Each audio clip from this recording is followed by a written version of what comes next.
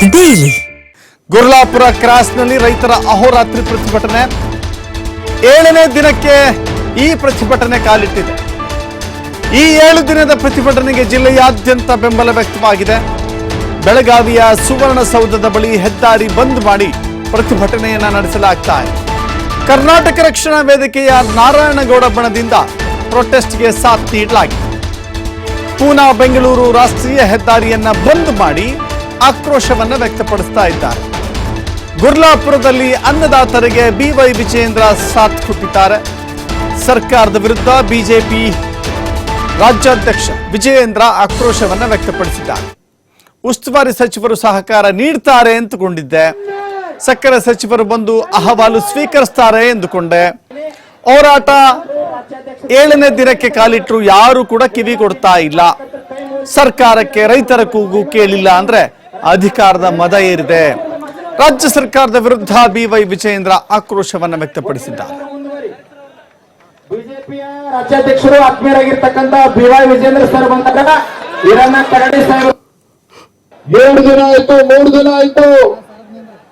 ಇಲ್ಲೇ 20 ಕಿಲೋಮೀಟರ್ ದೂರದಲ್ಲಿರ್ತಕ್ಕಂಥ ಉಸ್ತುವಾರಿ ಸಚಿವರು ಇನ್ನೇನು ಬಂದ್ಬಿಡ್ತಾರೆ. ನಿಮ್ಮ ಹೋರಾಟವನ್ನ, ನಿಮ್ಮ ಮನವಿಯನ್ನ ಕೇಳಿ ನೀವು ಹೋರಾಟಕ್ಕೆ ಬಂದ್ ಮಾಡುವಂತ ಕೆಲಸ ಮಾಡ್ತಾರೆ, ಸಹಕಾರ ನೀಡ್ತಾರೆ ಅಂತ ಅನ್ಕೊಂಡಿದ್ದೆ.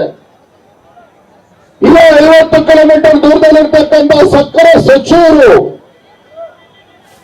ರೈತರ ಹೋರಾಟ, ಕಬ್ಬು ಬೆಳೆಗಾರರ ಹೋರಾಟವನ್ನ ನೋಡಿ ತತ್ಕ್ಷಣ ಬಂದು ನಿಮ್ಮ ಅಹವಾಲನ್ನು ಸ್ವೀಕಾರ ಮಾಡಿ ನಿಮ್ಮ ಸಮಸ್ಯೆಗೆ ಸ್ಪಂದನೆ ಮಾಡ್ತಾರೆ ಅಂತ ನಾನು ಕೂಡ ಕಾತುರದಿಂದ ನೋಡ್ತಾ ಇದ್ದೆ. 7 ದಿನ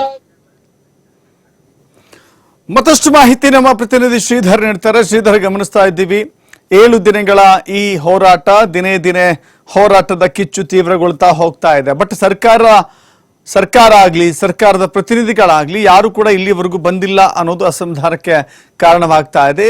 ಅಲ್ಲಿ ಜಿಲ್ಲಾ ಉಸ್ತುವಾರಿ ಸಚಿವರಾಗ್ಲಿ ಅಥವಾ ಸಕ್ಕರೆ ಸಚಿವರಾಗ್ಲಿ ಅಥವಾ ಕೃಷಿ ಸಚಿವರಾಗ್ಲಿ ಇದ್ರ ಬಗ್ಗೆ ಮಾತನಾಡ್ತಿಲ್ಲ ಅನ್ನೋದು ರೈತರ ಆಕ್ರೋಶಕ್ಕೆ ಮತ್ತಷ್ಟು ಜಾಸ್ತಿ ಆಗ್ಲಿಕ್ಕೆ ಕಾರಣವಾಗ್ತಾ ಇದೆ. ಈ ಚಟಾಪಟಿ ಯಾವ ಹಂತಕ್ಕೆ ತಲುಪಬಹುದು ಅಂತ ಹೇಳಿ.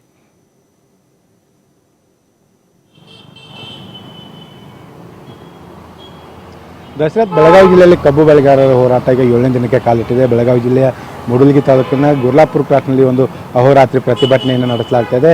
ಈ ಒಂದು ಪ್ರತಿಭಟನೆಯಲ್ಲಿ 2 ದಿನಗಳವರೆಗೆ ಏನು ಬಿಜೆಪಿ ರಾಜ್ಯಾಧ್ಯಕ್ಷ ವಿಜಯೇಂದ್ರ ಕೂಡ ಸಾಥ್ ಕೊಟ್ಟರು. ಜೊತೆಗೆ ಈಗ ಅಷ್ಟೇ ಏನು ಇವತ್ತು ರೈತರೊಂದಿಗೆ ವಿಜಯೇಂದ್ರ ತಮ್ಮ ಜನ್ಮದಿನವನ್ನು ಕೂಡ ಆಚರಣೆ ಮಾಡಿದರು.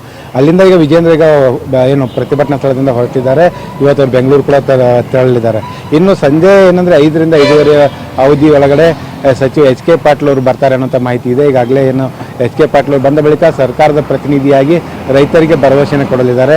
ಈಗಾಗಲೇ 3,700 ರೂಪಾಯಿ ದರವನ್ನು ಕೊಡೋದಕ್ಕೆ ಸಕ್ಕರೆ ಕಾರ್ಖಾನೆ ಒಪ್ಪಿದ್ದಾವೆ. ಆದರೆ ರೈತರು 3,500 ರೂಪಾಯಿ ಪಟ್ಟಣ ಹಿಡಿದಿದ್ರು. ಅದು ಈಗ 3,400 ಆದರೂ ಕಡೆ ಪಕ್ಷ ಕೊಡಬೇಕು ಅನ್ನೋಂಥ ಒಂದು ಡಿಮಾಂಡನ್ನು ಸರ್ಕಾರದ ಮುಂದಿಟ್ಟಿದ್ದಾರೆ. ಹಾಗಾಗಿ ಎಚ್ ಕೆ ಪಾಟೀಲ್ ಅವರು ಬಂದ ಬಳಿಕ ಏನೆಲ್ಲ ವಿಚಾರಗಳು ರೈತರ ಜೊತೆ ಚರ್ಚೆ ಆಗುತ್ತೆ, ಜೊತೆಗೆ ರೈತರ ಅಹವಾಲುಗಳನ್ನು ಆಹ್ವಾನಿಸಿದ ಬಳಿಕ ಎಚ್ ಕೆ ಪಾಟೀಲ್ ಸರ್ಕಾರದ ಪ್ರತಿನಿಧಿಯಾಗಿ ಏನು ಭರವಸೆಗಳನ್ನು ಕೊಡ್ತಾರೆ, ಜೊತೆಗೆ ಸರ್ಕಾರ ಏನಾದರೂ ಹೆಚ್ಚುವರಿ ಬೆಂಬಲ ಬೆಲೆಯನ್ನು ಘೋಷಣೆ ಮಾಡುತ್ತಾ ಅಥವಾ ಏನು ಹೆಚ್ಚುವರಿ ಹಣ ಏನು ಡಿಮಾಂಡ್ ಮಾಡ್ತಾ ಇದ್ದಾರೋ, ಅಂದರೆ 3,500 ಏನು ಕೇಳ್ತಾ ಇದ್ದಾರೋ, ಈಗ 3,700ಕ್ಕಿಂತ ಹೆಚ್ಚಿನ ಮೊತ್ತವನ್ನು ಸಕ್ಕರೆ ಕಾರ್ಖಾನೆಗಳಿಂದಲೇ ಕೊಡಿಸುವುದಾಗಿ ಏನಾದರೂ ಆ ರೀತಿಯ ನಿರ್ಧಾರಗಳನ್ನು ಸರ್ಕಾರ ಮಾಡುತ್ತಾ ಅನ್ನೋಂಥ ಕುತೂಹಲ ಇರ್ತಕ್ಕಂಥದ್ದು.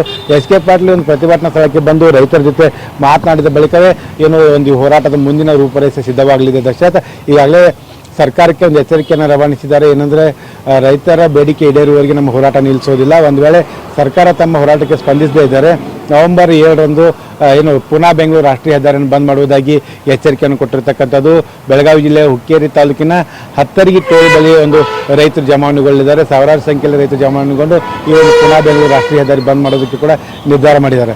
ಹಾಗಾಗಿ ಈಗ ಸಚಿವ ಎಚ್ ಕೆ ಪಾಟೀಲ್ ಅವರು ಬಂದ ಬಳಿಕವೇ ಒಂದು ಹೋರಾಟದ ಮುಂದಿನ ರೂಪರೇಷೆ ಗೊತ್ತಾಗುತ್ತೆ. ಸದ್ಯಕ್ಕೆ ಮಾತ್ರ ಏನು ಬಿಜೆಪಿಯಿಂದ ವಿಜೇಂದ್ರ ಸೇರಿದಂತೆ ಅನೇಕ ನಾಯಕರು ಭೇಟಿ ನೀಡಿ ಒಂದು ಏನು ರೈತ ಹೋರಾಟಕ್ಕೆ ಬೆಂಬಲವನ್ನು ಕೊಟ್ಟಿದ್ದಾರೆ. ಜಿಲ್ಲೆಯ ಯಾವೊಬ್ಬ ಸಚಿವರಾಗಿರ್ಬೋದು ಅಥವಾ ಬಿಜಾಪುರ ಆಗಿರ್ಬೋದು, ಬಾಗಲಕೋಟೆ ಆಗಿರ್ಬೋದು, ಬೆಳಗಾವಿ ಜಿಲ್ಲೆ ಆಗಿರ್ಬೋದು, ಯಾರು ಕೂಡ ಈ ಒಂದು ಪ್ರತಿಭಟನಾ ಸ್ಥಳಕ್ಕೆ ಹೋಗಿ ಭೇಟಿ ಕೊಟ್ಟಿಲ್ಲ. ಜೊತೆಗೆ ಯಾವುದೇ ರೀತಿಯ ರೈತರ ಅಹವಾಲನ್ನು ಸ್ವೀಕರಿಸಿಲ್ಲ ಅಂತ ಹೇಳ್ಬೋದು.